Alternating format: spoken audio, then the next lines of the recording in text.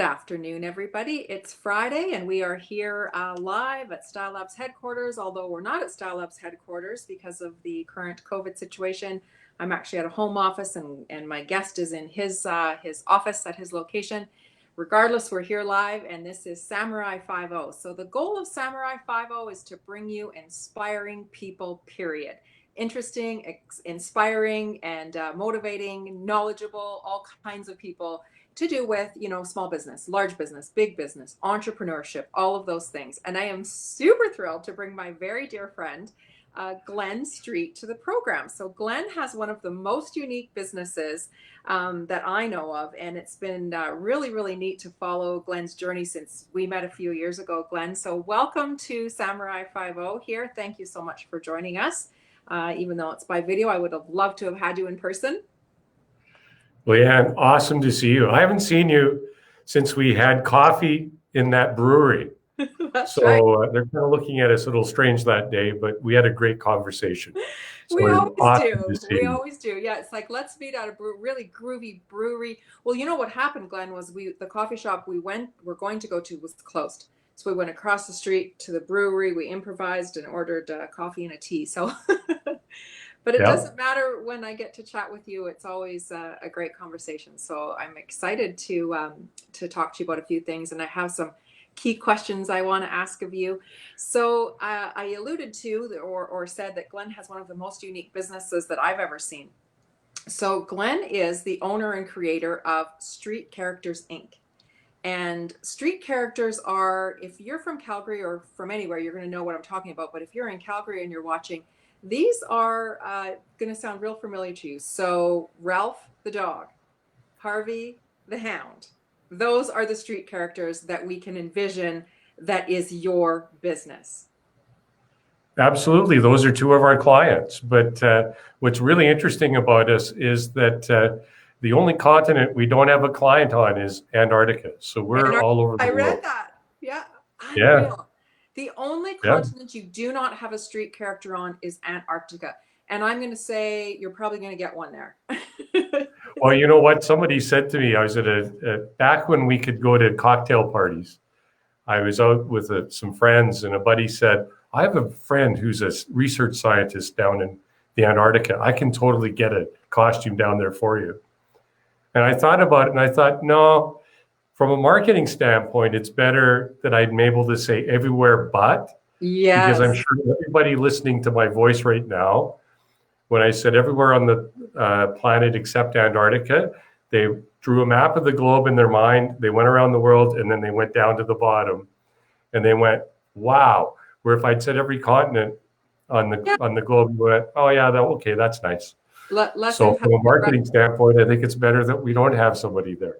Yeah, you're right. It does draw more attention to the fact that there's only one place on the globe that you don't have it. Right. So, I mean, this is a fun business. You're a fun guy. This is a fun environment. It brings joy. Everybody loves, a mascot, a street character. But this is also a really successful multi-million-dollar business. Well, yeah, things are a little slower right now, but we're holding our own. But yeah, we go back. We were started in 1987, and so we've been in business for 33 years, coming up to our 34th anniversary this February 7th. So we've been doing this a long time. We are one of the pioneers of this industry, and it's kind of fun. It's kind of a fun business to be in. No kidding. 33 years of just having fun. So when it started for you, Glenn, and we've chatted about this before, but just for the viewers' sake, when this started for you 33 years ago, what was that idea that you had, the initial, how did this start? Like, who goes, I'm going to go into the mascot business?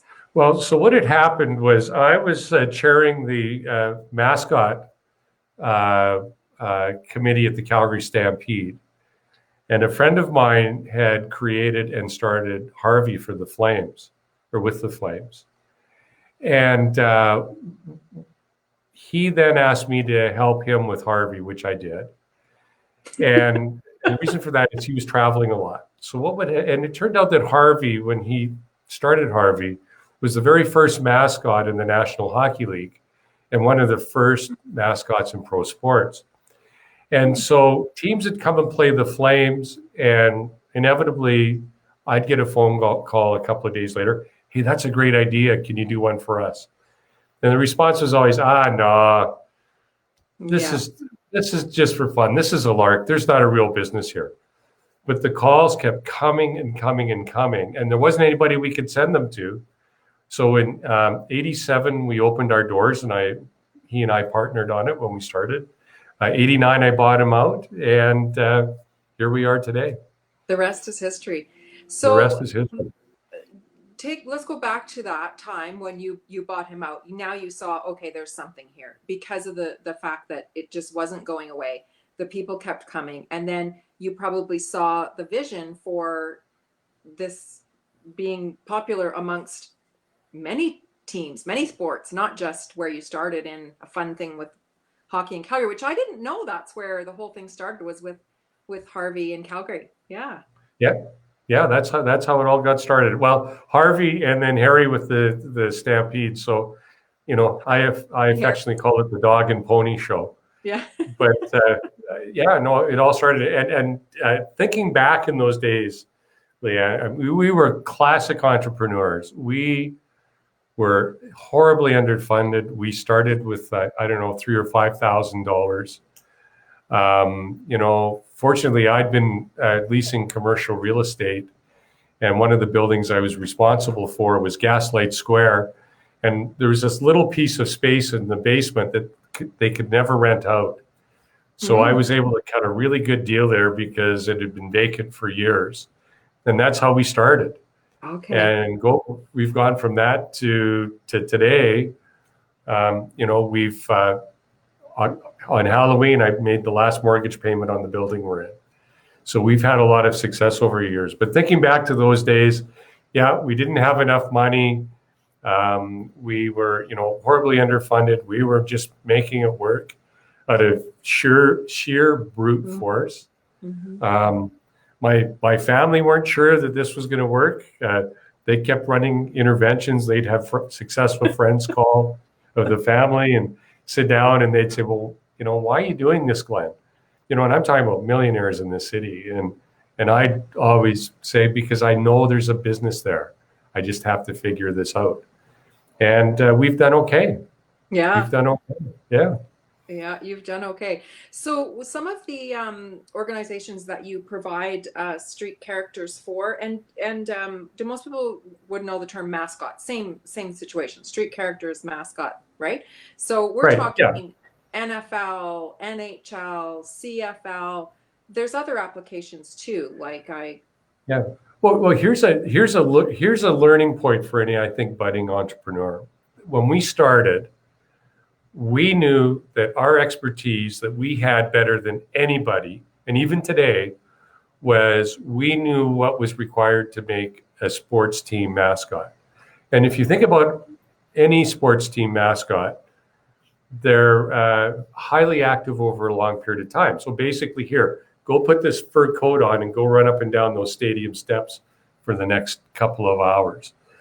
And so by positioning ourselves in that market, we had something that we could hang our hat on, and we became known as the guys in that market, and we still are. But the secret is, half our business is actually corporate work.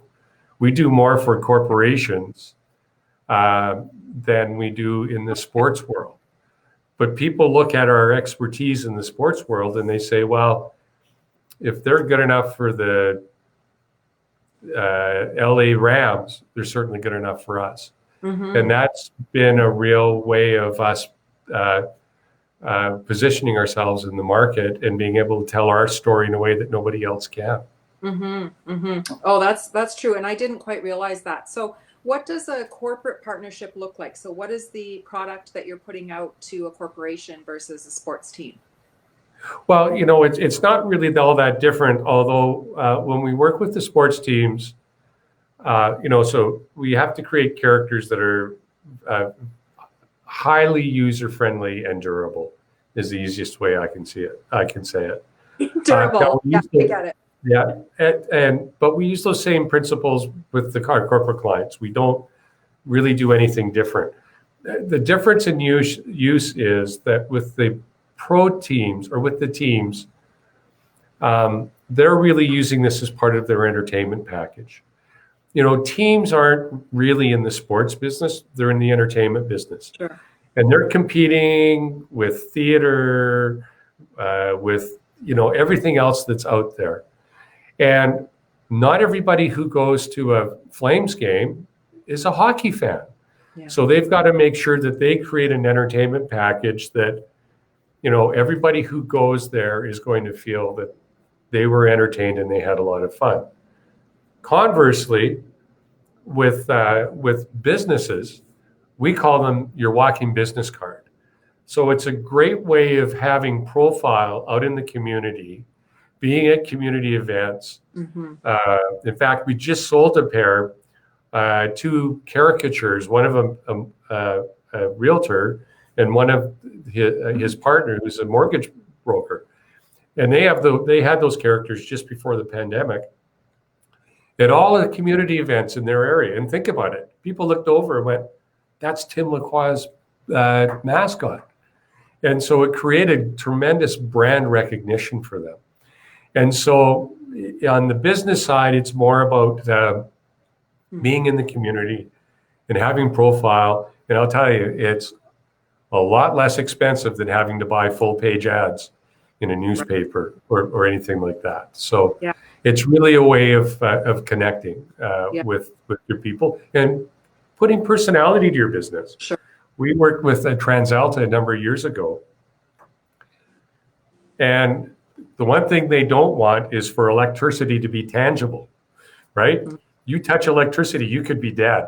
Mm-hmm. But they needed to create a face to the organization that people could connect with.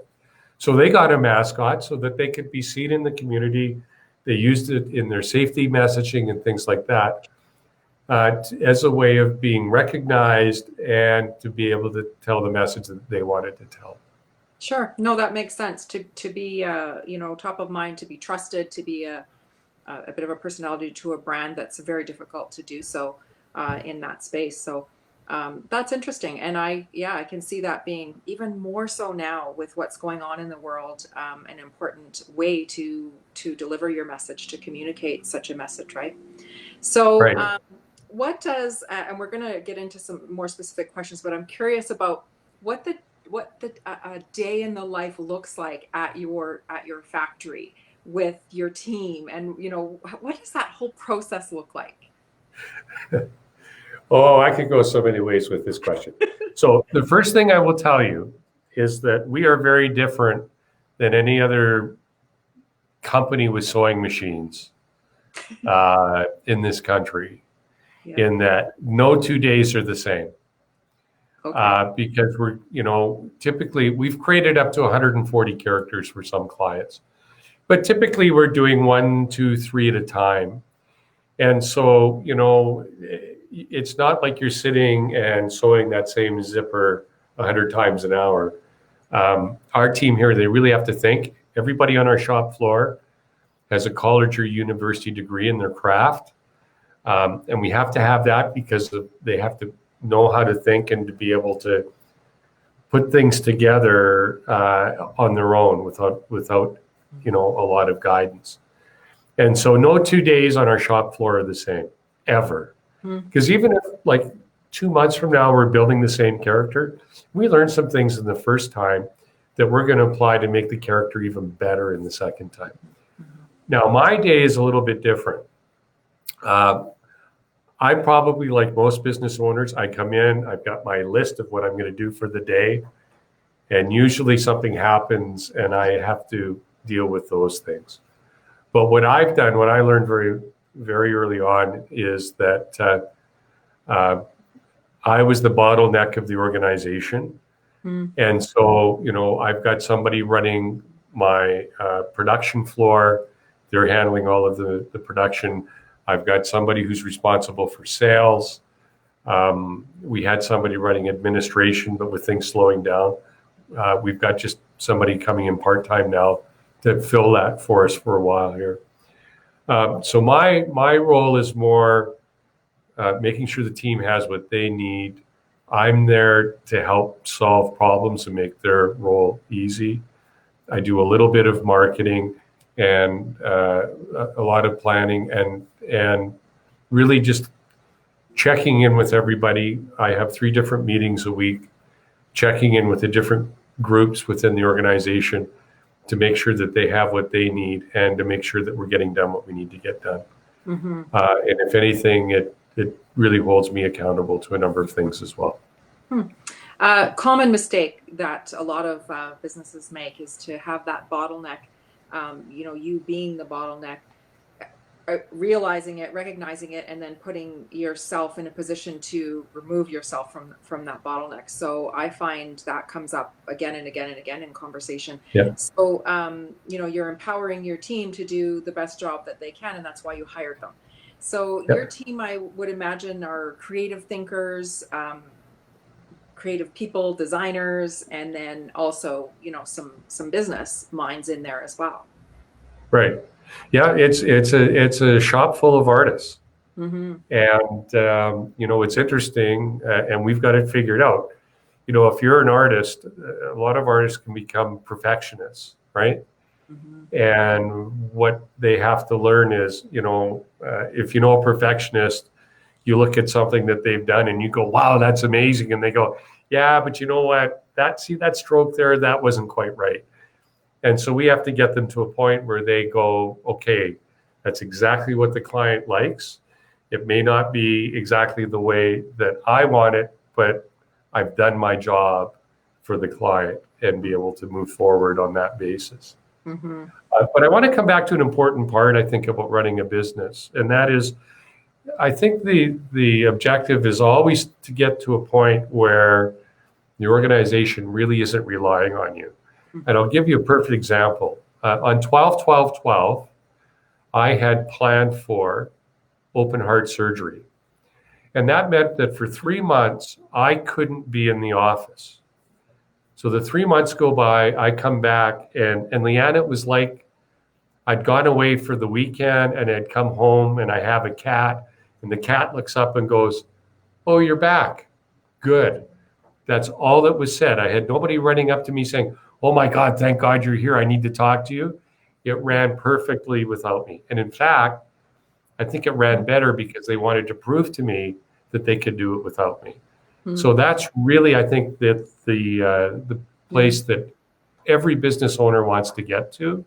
Yeah. My wife and I go to Europe in the summers, and we'll spend up to 6 months in Europe. And, I check my emails, but I've told them, unless the place burns down, you guys can figure it out. And they've got the freedom to do that. So, yeah.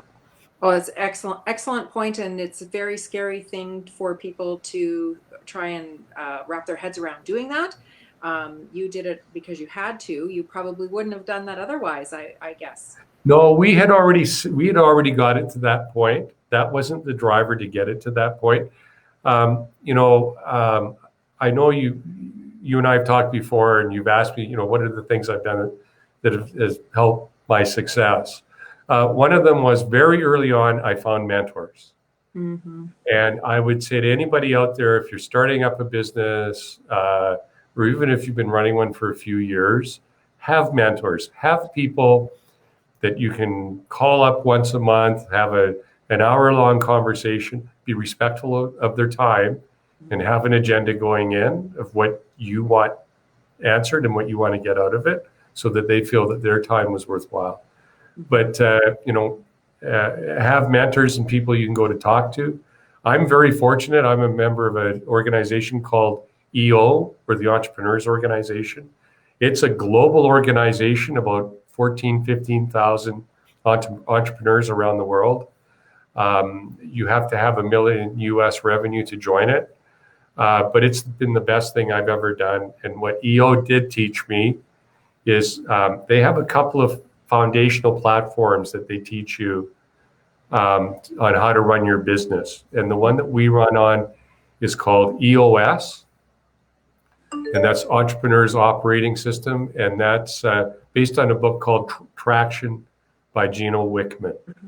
And we run on that, and everybody knows what the role is, and there's accountabilities behind everything. And it has really helped us keep the organization focused and everybody aligned and moving in the right direction. Well, that's an excellent point, because if you get everyone to read the same book, we're all running on the same tracks towards the same goal. That makes a lot of sense. And I know that that mentorship, I strongly believe in mentorship, and often there are mentors in our lives, business or otherwise, that we don't realize are mentors along the way. But to purposefully seek out mentorship that makes sense to get you to your goal, if it's a business goal. I mean, being a part of that organization for you has been many, many years too, right? You've been, how many years did you say with EO? Well, I joined in 2001, so I'm again January 2001. Yeah. So coming up to 20 years in 2 months. Yeah. Yeah. So, no, that's really smart. And I know that that's a big part of your life and has been highly successful or highly influential for you to create those relationships, long-term relationships with many of the people in the organization. So, and I know that personal development is important to you. I mean, that's kind of how we met in the first place, was through another connection.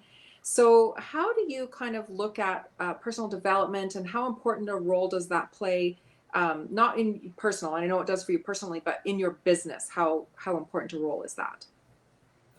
Well, again, so because of EO, there's a monthly chapter event, and they're really an interesting mix. So last March, we brought in Donald Miller, who wrote the book, Developing Your Story Brand. And it's a must read for any business owner. A friend of mine in EO has one of the largest video production companies in his area.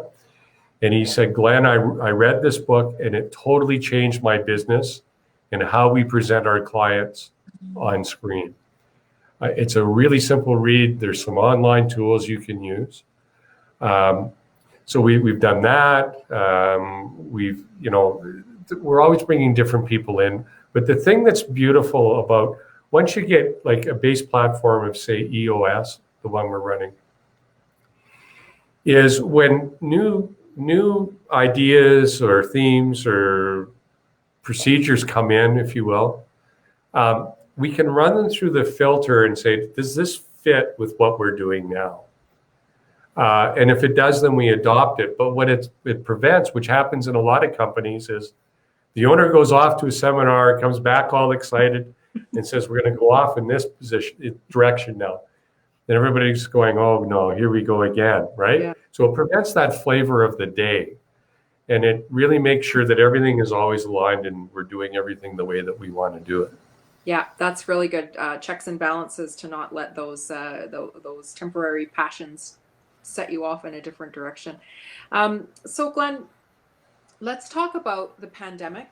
And as you noted at the top of the call, I mean, your business at that time and it has had to change, because when that hit us all in March, it was like full stop, hard stop on many things, budgets for companies, sports shut down. So what did that look like for you then in March, and what does it look like for you now? So from when March hit, we were fully booked into the end of September. So we knew we were going to be okay through the summer. Wasn't sure how October was going to go.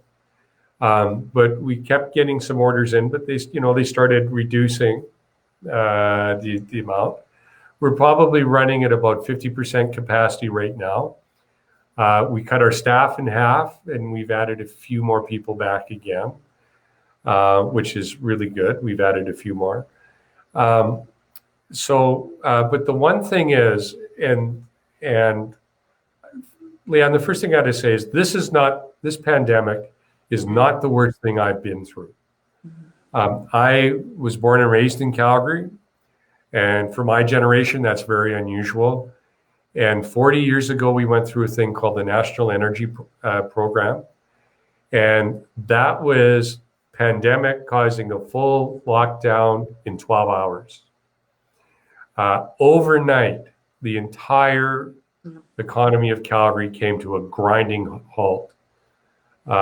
People were trying to sell their houses for $1 and there were no buyers. And, at least in the pandemic, there's vaccines that are coming out. We know that there's light at the tunnel. There wasn't back then. Mm-hmm. It was like, this is the end of it. It's like the Ontario government saying, having the auto industry 6 times the size it is now, and the Ontario government saying tonight, starting tomorrow, we're not going to build cars anymore. Right. Think what that would do, and that's what happened. And so what that taught me then is, and I was early in my career, I was able to watch what was going on, and I learned a lot out of that. But if you're out there and you're thinking, oh, this is the worst, this is terrible. I've been through probably 4 times like this. And you're going to go through other situations like this in your life too. And if you think about it, my parents and probably some of your listeners' grandparents, they went through a world war or a depression. So everybody goes through these things, and you're going to get through it. You're going to get through to the other end. But what we did is we looked at what unique capabilities do we have in this organization. And we have equipment in the back. We've got cresting making equipment. We've got embroidery equipment. And we are probably only one of a handful of companies in Western Canada, maybe 2, that are able to dye their own fabric. Mm-hmm. And we have special equipment in the back where we can dye fabric. So, like running shirts for races, or teams will have the really cool jerseys on and it's all these patterns and stuff. That's called dye sublimation. And we have the ability to do dye sublimation on a grand scale. And so we looked at that and said, well, what can we do with that? Mm-hmm. And one of the things that we identified is that people are wearing masks right now. We can custom dye masks with patterns or their own designs on them, unique designs on them. So I'm going to give you a little sneak peek here. The World Series, 2 of our clients were in the World Series, the LA Dodgers and the Tampa Bay Rays. Now, Tampa Bay Rays we're not working with right now, but we created that character for them. The Dodgers won. We've made, I think, 4 or 5 mascots for them, different characters. So here's what they're getting in the mail next week. Oh, wow. Look at that. Isn't that cool? Super cool.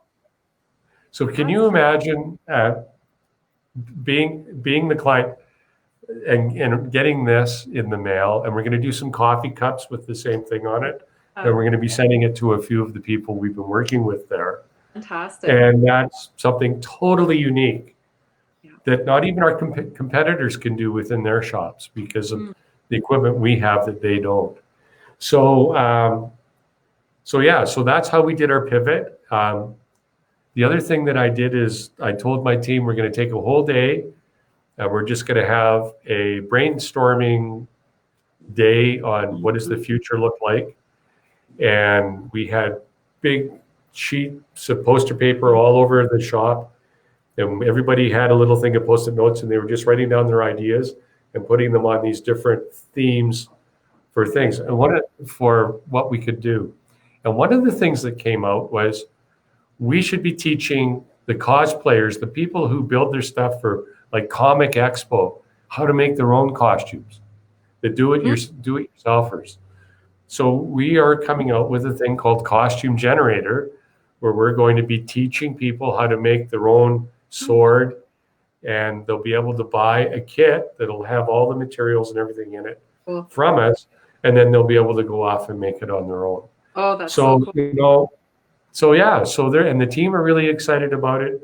And the other thing is I didn't try to figure it out myself. I went to the team and said, let's look at what we've got and let's figure out what we can do. This I knew was going to come up. The costume generator was one that was a total surprise to me. Yeah, doesn't exist. I would gather either. This is be the first of its kind. The costume, yeah. I think it will be. I mean, I don't know, but the thing is, we know how to market and we know how to position ourselves. And just because there's a million YouTube videos on how to build a sword, if you position yourself a certain way, people will come to you because it'll be easy for them. Sure, and that's of us doing this. Given your history and what your business is in, it makes a lot of sense. So that's really cool. So you kind of had a whole day, an old-fashioned think tank with your sticky notes, and here you are able to pivot in a big way. So that's exciting. And costumes are way more popular now, even than they were, even 5 years ago. So, wow. And this likely wouldn't have come up, wasn't a need for it, wouldn't have come up had you not been in that faced with that. Okay, what do we do now? Yeah. No, because we've been very successful because we've stuck to what we do. Yeah. Okay. So in our early days when things were tight, we had a seamstress who was one of the partners, and she was the one who made the original Harvey costume. And when things were slow, she said, Halloween's coming up. I could make a whole bunch of Halloween costumes and we could rent them out. And I said, absolutely not. It'll generate revenue for us, but it'll take us off our game. And, because we're going to be having to deal with people picking the stuff up, cleaning it, fixing it. It's just going to really be a distraction for us. We can't do that. And I think that was a smart decision, that we knew what business we were in and we knew we just had to focus on it and we would get there. So, but now is a little bit different in that, everybody's forced to look at what they can do. And, there's a solution out there for everybody. You can't run and hide in the corner. You've got to say, I got this. Figure out what your strengths are, figure out what your unique abilities are, and try and craft something. And if you're not sure, go talk to your friends. Say, hey, if I did this, would you, what do you think of it? And, there are opportunities out there. Yeah, I agree. Lots and lots of opportunities. I mean, we're certainly seeing them here at Style Labs. That's one of the things we've done with our, over 500 clients is when this happened, all right, it's not, give up by any means. It's how do we pivot? And we have found all kinds of interesting ways to find those opportunities that did not exist before. And now will create an additional part of their business, right? An additional income stream. So it's been really great to see that as well. I want to loop back. We're going to wrap it up in a few minutes, Glenn, but I want to loop back to one thing you said way early on, and I meant to, and we got distracted on something else. So 12/12/12, you were scheduled for open heart surgery. Yes. And so you said scheduled. Did you have it? Oh, yeah. Yeah. No, what I meant by scheduled was that it wasn't a sudden event. I see. Oh, scheduled. So you had the surgery. One day I'm fine, and the next day I was in the hospital. We had months' notice that this was going to happen. It was a defect that they were tracking, and they said someday we're going to have to fix it. And then that someday came. Okay. And so it allowed us to plan for it, but we didn't have to do a whole lot because we were doing a lot of it anyway. Yeah. Okay. Yeah. So, and I knew that personally, but I just thought I better address that because the way it sounded is like you had it scheduled and then what we didn't say what happened. So yeah. No, I'll show you the scars if you want. No. Here you are many years later, healthy, successful, and doing it all. So when we talked about some great advice for small businesses and entrepreneurs, I think you had some excellent points there. We talked about mentorship. We talked about, yes, we're all going to get through this. There are many opportunities in front of us all. We just need to, find them, figure them out, and seek those help and the mentorship and all of that stuff when we, if you're uncertain, because there is lots of uncertainty. And then we talked about focus and staying the course, not veering off and getting distracted, which is easy to do with an idea or a thought, or someone else is doing this and they're having success. why don't I go in that direction? So those are all such great points. If there was one last thing that you would say, a piece of advice now today for any small business or big business, an entrepreneur, what would that be? If you had one more thing to add. Well, I'm going to talk about two different things, actually. One is, if you're struggling, you can figure it out. And, don't be shy to talk to your friends. By the way, that's one reason why I joined 𝐸, because if I went and talked to my buddies that I grew up with here in Calgary, they'd go, dude, why are you doing that? Why don't you go work downtown? And, but I can't work for anybody because I have to do things my way. But, get out there and talk to people and ask for advice. Get the support that you need. If have a few friends that are in that same situation, do a monthly mastermind together. Just do a Zoom call. Share your different problems that you're having. And the other thing I want to say is, more businesses are created in times like this than any other time. Yeah. And so if you have an idea and you're thinking about it, here's the way to do it. Most people think you have to go out and spend a lot of money to get started and do all those things. You don't. Figure out what it is you want to do. Mm-hmm. Figure out what you're going to be charging for this. Then go and talk to all your friends and say, hey, Leanne, I've got this great new idea. I'm going to create a subscription box and it's going to be the pizza of the month. What do you think? Well, Leanne, you're going to say, because you're a friend, yeah, I love that idea. Everybody's going to tell you that. Here's the important next question to ask. Great. Give me your credit card. Yeah, that's right. Because the minute you say that, if they go, whoa, whoa, whoa, whoa, say, well, but you just said you love it. Yeah. And that's a really great way of doing some preliminary market research to do it. And don't think that you've got to go and spend a lot of money to get something going. Bootstrap it. Just try and do it like we did, as inexpensively as you can, because then you really learn how to figure things out. Yeah. But as I say, more businesses are started in times like this than any other time. So there's opportunity out there for you. Yeah. And the advantage you have is that lots of people are running and hiding right now, and you've just got to march right into the fire and get going with it. That's right. No, it's excellent. It's so very, very true. And we're certainly seeing it here, Glenn, at Style Labs, because we've never been busier. We didn't, we did not take our foot off the gas for 1 second, and we're busier than ever. We're hiring. Clients are coming on board. We have so many, new clients, and it's been crazy busy, which is a reflection of exactly what you just said.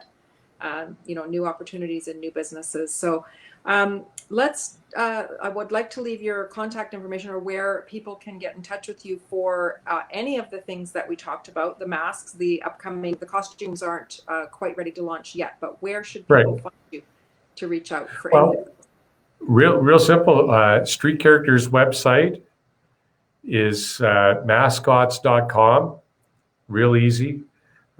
Our phone number is 1-800-MASCOTS. Real easy. The mask company is called Stitch letter N print.ca, stitchandprint.ca. You can go on there and you can see they're loading our Christmas stuff right now. Okay. They've come out with these really cool onesies because we can print the fabric ourselves. They're doing some really fun onesies for families. They're just in the prototyping stage right now, but those are going to be up there. You're going to want to see that. We have some masks coming out for people who have beards, so that it doesn't cup under and that feels nasty under your chin, or make you look silly because the chin is pushed back, and then when you take it off, you put a big dent in your beard. So those are the main places to look. And mascots.com. We're always easy to find, and you can just call us from there or reach out to us, and we can help you from that standpoint. That's amazing. Or even through myself here at Style Labs, I can get in touch with Glenn as well. So onesies, I didn't know until you just mentioned it. I think that is brilliant. So these are custom onesies that you're going to be able to make for families or whatever. So I want to just say this to my colleagues here at Style Labs that are watching this live. I think we all need Style Labs onesies, and we need to wear them during our Christmas videos that we're doing. So Yeah. I think it's hilarious, and it would be so fun. So that's a great one. I'm glad that you mentioned that at the end there. So Yeah. this has been a lot of fun as always, Glenn. You are just one of my favorite people, and always interesting to chat with you, get your perspective. And I love your just, most of the time anyway that I've ever dealt with you, your calm, straight shooter approach. So thank you so much for coming and joining us here. And we'll keep in touch and keep up to speed with you when your costume venture is ready to launch, and we'll certainly help you promote that as well here. So Thanks, thank you. Leah. Awesome to see you. And when things settle down, we'll have to go back to a brewery for coffee and tea. I would love that. I may have a beer. A kombucha this time. Yeah. All right, Glenn, well, have a great rest of your day and a great weekend, and we will talk to you soon. And thanks for tuning in, everybody, and we'll see you next week. Bye. Thanks, Leah.